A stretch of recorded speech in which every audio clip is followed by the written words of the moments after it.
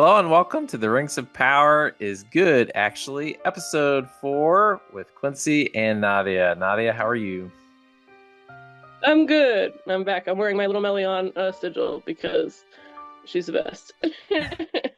And last episode, we talked about the top 10 things we love to see in the trailers and the behind the scenes stuff for season 3 of Rings of Power. And this time, we're going to talk about things that we didn't see, but we hope to see in the season to come. So we'll go back and forth about that. So one thing I'll say is that the trailer did not show any Hobbit footage, any Harfoot footage, and I think it makes sense for this season to be light on Harfoots, and I think it also will help the show to be light on Harfoots. But I will say that I do hope we get at least a small scene or two of showing what the Harfoots are up to, showing them maybe getting into a little bit of distress where they'll need Gandalf to show up, and Gandalf is going to become the guardian of the hobbits, the Harfoots. So I hope to see that kind of thing just to remind us of the people in the world who desperately need good to win and evil to not win. And the stakes there would be nice. I mean, even if it's not Gandalf, it would be fun to see a character interacting with them that wasn't him too. I don't know. We could get a John Bombadil. little. Yeah, that would be cute. Oh my gosh, yeah. Then they could get closer to the Shire. That's what I Mm-hmm. feel like it's kind of heading towards. So yeah. Um, one person that we didn't see too much of in the trailers, sadly, was another favorite. We didn't see much of Elrond. We saw him looking sad because that's what he do right now. Um, things are not going well. But also what we did see a little bit of in season two was Elrond being a healer, and that was a good start. I would love to see more of that in this season and kind of where he gets to that place. Elrond fighting is really fun. I think it would be interesting. He does definitely still fight in the Last Alliance, but if he kind of went more towards his identity of being a healer, I think would be cool. Um, and there definitely seems like there's going to be people that will need some healing this season, so I'd like to see that. People are speculating people that get like choke slammed by Nazgul might need healed. Somebody's like, hey, maybe that's Galadriel. That whole scene where Galadriel's like getting her face touched by somebody has been speculated to be so many people. So somebody's like, maybe she's sick and Elrond's healing her, and I'm like, yes, that would be Yeah. great. They also point out this is off the topic, but they're like, that looks a little suspiciously like what Sauron was doing to Celebrimbor's face when he was torturing him, and I'm like, oh no, there are some similarities. We do have to remember that Sauron is a shapeshifter and could show up at any particular place in this still. So, yeah, we do have to remember that. Everyone, keep your head on a swivel there. So, one thing we definitely see a brief image of the Dark Wizard, who's been revealed to be one of the Blue Wizards. I would like to see that the other Blue Wizard is there and is a good wizard, and have Gandalf become aware of that. Just be cool to see the Blue Wizards and see that they've been active and that they were sent by the Valar to try to help things, and to understand like why one Blue Wizard might have fallen and the other one might not have. I think they can do a lot of cool things there, and not have it be too plot exposition-y. So I hope they can do that. Yeah, I think it would be interesting. I wonder if they would, excuse me, um, like have a Gandalf team up with another wizard. Like we don't see that very often, except in like The Hobbit when they're trying to bring down, Dol Guldur. So I think it would be interesting to see them team up. And like there's a lot to do, so I don't think that would have to be something that continues throughout all the seasons. Because I'm sure that like they could split off and be like, hey, you take care of that place. I'm gonna go take care of the stuff over here. So, but I think it'd be fun to see a team up with an actual another good wizard. So yeah, I think that could be really fun to see. Um, so we're back on the Nadia would like more Doriath. Um, but I think I don't know. I know it's a flashback, but I think it is very heavily tied up with Lauren, as I said, the beginning of Lothlorien, and kind of some of the reasons why, Galadriel, I think, decides maybe not to just be on the front lines all the time, which I think that there are a lot of reasons why she does that. I do sympathize with people that are like, I don't want her to stop fighting and stuff, and I don't know that she necessarily goes to the Last Alliance. I think I'd be fine if she did, but I think they do need to kind of do some work about why she decides to just kind of set up in Lothlorien and not, do as much fighting and stuff since that seems to be her thing in the series. And I don't want them to do it in a way that seems like it, makes her character less interesting. And my hope is that, like, I don't know, whether we get a whole lot of lore about it, I think we could get into, well, this is a nice protected kingdom that's kind of helping people. Maybe that's something I want to create. Yeah, that makes sense. Yeah, another thing that I'd like to see, especially in connection with Numenor, is I'd like to see further development of Ar-Pharazôn's obsession with not dying, with conquering death, and his realization of his mortality. There's a lot of different ways they could go about this. I think it might be interesting for Kemen to get a ring and for that to be kind of the beginning of Ar-Pharazôn understanding, oh, Sauron's got some ways of dealing with death and its effects on our lives. Um, and so that could be part of it. And just having a civil war and seeing people die and seeing the effects of that could also provide moments of him reflecting on mortality. But just understanding that that's the way that Sauron's going to get him and manipulate him and being set up for that, I think is important. Yeah, and the fact that he's interacting with elves now after they really set him up as he doesn't want anything to do with them, I think would also help with that. Like you see him and Gil-galad interacting in that trailer. And I also am interested to see like what kind of story he's spinning him. Because I don't know that they know much about what's going on in Numenor. So I think that'll be interesting. I think they could definitely tie into some of the jealousy about what the elves have that they don't have. And I think that's interesting. That's kind of to explore.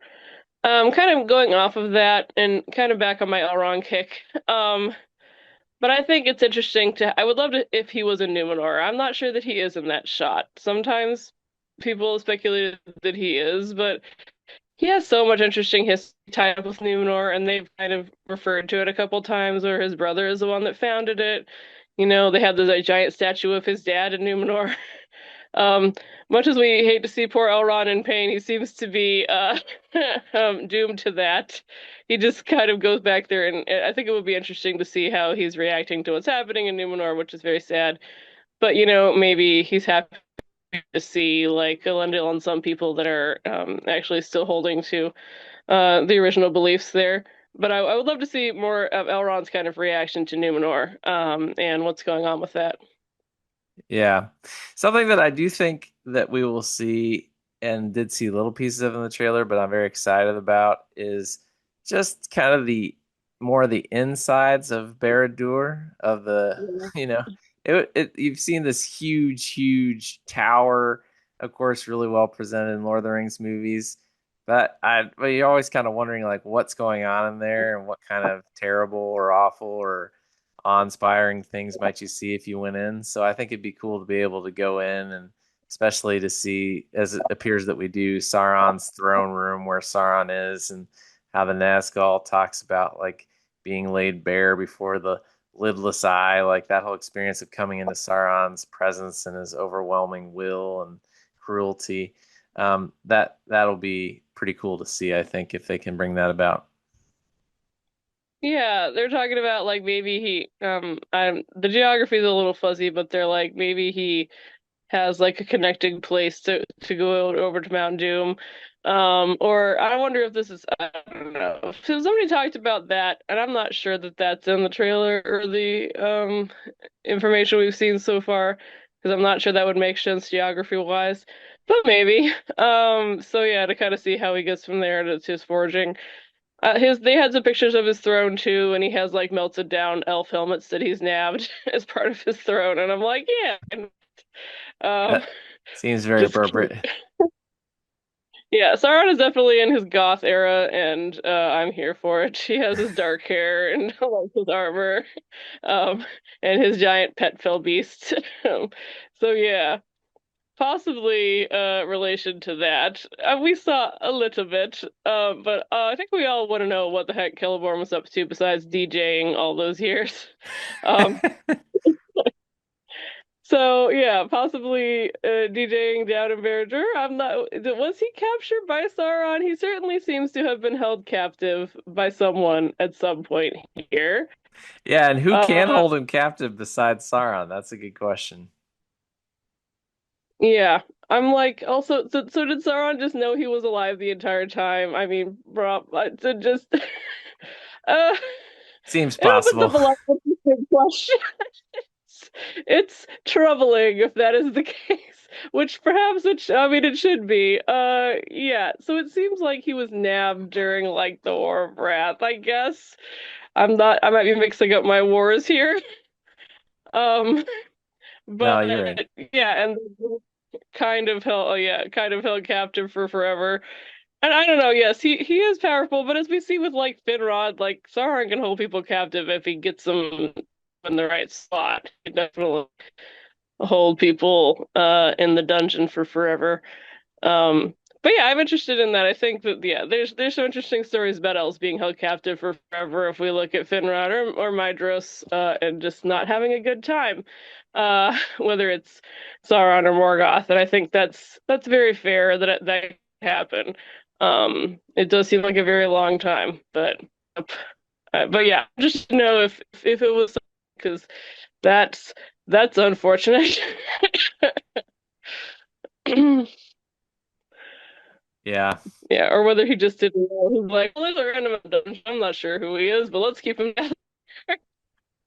Which Could is also true of the Finrod story. That was my other favorite part, where he's like, I never knew who that elf was. Which I guess he kind of does say in Rings of Power. He's like, oh, hey, I'm sorry what happened to your brother. I'm not sure that's who I've killed a lot of elves. I don't really remember. uh, Um, yeah. yeah. He he could have and you know there's the Balrog out there, there's the Dark Wizard. Any of those also could possibly be holding Celeborn captive. Um or maybe enough orcs. I don't know. But it feels like it has to be kind of a big person that held him captive or put him somewhere or maybe he had amnesia. And yeah, we'll have to see how that develops. I think as we kind Yeah, of because I'm like, who's holding him captive? Well, who's holding him captive? Well, Sauron is being Guron and all the other things he's yeah, up to. I'm like, yeah, I'm watching your dungeons. yeah, yeah. That's a good question. Yeah, and I think both of us agree as we kind of wrap up this episode that it would be cool to get Smaug at some point. Yeah, If you can see him, maybe as a young dragon, maybe, affecting having an interaction with one of the dwarves that gets a ring. That would be cool. yeah. No, I love, but one of my favorite parts of the Silmarillion is when like a little Glorong comes out the dragon and he's too young to do anything, so he has to run back to Morgoth and he's like, "Why did you?" Morgoth's like, "Why did you do that? You're too little." It would be funny if Smog came out and like kind of epically failed, much as I love Smog, but Yeah. yeah, or like it is like dwarves they didn't do very well in the Hobbits because Smaug was so huge, but they can fight dragons. Like that's what happened in one of the wars in Silmarillion. They have their masks, which we see in the show, that are supposed to like keep fire off of their faces, and that's how they can go fight dragons. So that would be really cool if that's what happened, because dwarves are more effective than elves are in fighting fire. So that would be really cool. Yeah, that's true. Great points. Yeah, lots to look forward to. So thanks for joining us for another episode. Make sure to like, subscribe, rate, review, and download on any podcast platform that you prefer. Check out Nadia's content at Nadia Tolkien on any social media platform like TikTok and Instagram, where she's putting out little videos reminding people about how cool this show is. And we look forward to talking to you again about this amazing show and what's about to come. So thanks. All right, bye.